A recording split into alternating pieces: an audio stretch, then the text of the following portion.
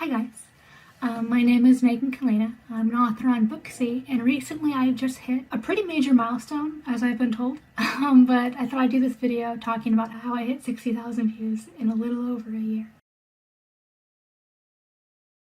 So first off, let me tell you, I am like the know-all of writing sites. I've tried every single writing site I can find over the years. I started with Wattpad, that's tanked.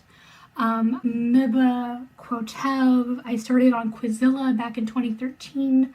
I've been on every writing site I can find, and Booksy is the best.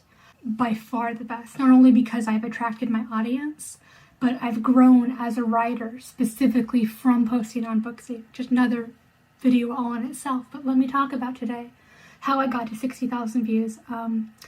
I'm nearing 62,000 views right now. I'm getting about almost 1,000 views a week. Last month I almost hit 5K and I was barely doing any promotion. First off, I joined Booksy in 2019 of October. I started posting one chapter a day. These chapters were very small, 700 to 1,000 words per one, split into parts, which I got from Wattpad. People were complaining, chapter's too long, Meg. So I'm like, okay, I'll split it up. So I did, and people seem to like that. So step one, short chapters. Make it bite-sized, make it readable, make it accessible for your audience. People probably aren't there to read extensively for long periods of time. They want something quick. So do bite-sized chapters, whatever that means to you, whatever fits into your vocabulary, however you interpret that is fine.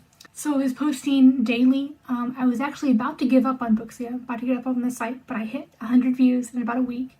I'm like, okay, it's kind of growing, so I'm semi-fast. It's not Wattpad's colossal, 18 million afters, 600 million reads on one book, but it's there.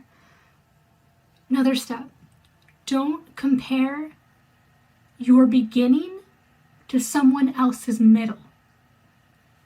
Say that again. Don't compare your beginning to someone else's middle. Just because this author has millions of reads and you only have a few thousand, that's fine. They were in that exact same position you were when they started to. So don't get down about it.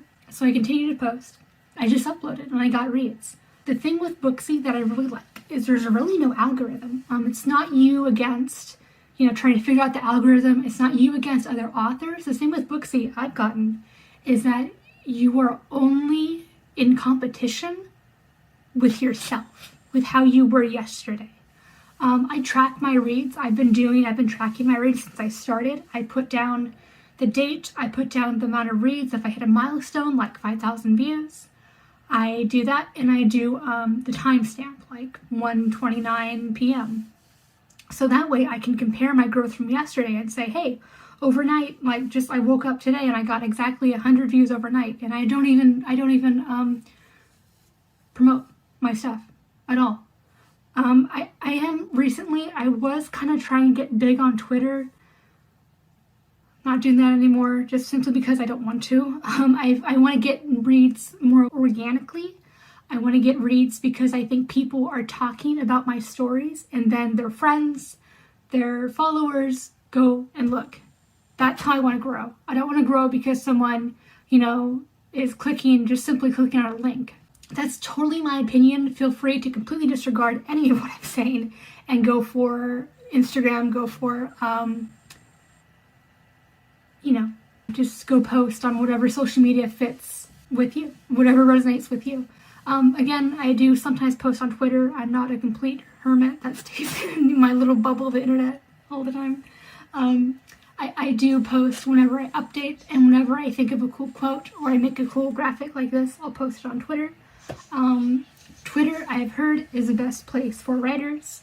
Specifically, if you follow other writers and they do writers' lifts, I've gotten, 400 extra views in a day because I've been posting on writers' lifts.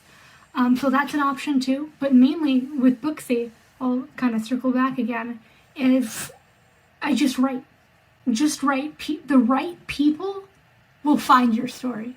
The right people will find your little niche. I personally My biggest story with 32,000 views was that chapter a day story, Grace in the Sky. I've been developing it for about 19 to 20 years now.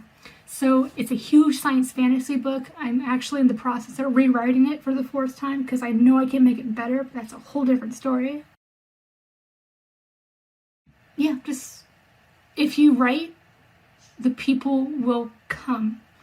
One of my friends, the first person I really connected with on Booksy when I started to upload a chapter a day, I think about maybe a month in. No, maybe a few weeks into publishing Graves in the Sky on Booksy, I came across this guy named, I don't know if I should say his name, that's his name. So I came across this guy, he really loved it. He's no longer posting on Booksy, but he's still getting reads because of his comments on grazing. People have seen his comments, liked what they saw, went and viewed his stuff. So he's still getting reads. He's gotten maybe 600-700 reads, and he's no longer active on the site, but he's still getting reads because of his comments. So make it a network, make it fun, comment on other people, be nice, which is something else we can talk about. Another video. Interact in the forums too. I get little bumps if people like what I write in the forums. I love Booksy because it is such a community. People are so freaking nice there. It's not like the rest of the internet. The gangs and the hooligans and the bad people. No, but Booksy is a community. And I think if you treat it as such and you see it as a great place to grow as a writer and a great place to go as a writer, you can't lose. So that's it. My 2 cents on how to get reads on Booksy. I hope that made sense. My name is Meaghan Kalena and I'm on Booksy.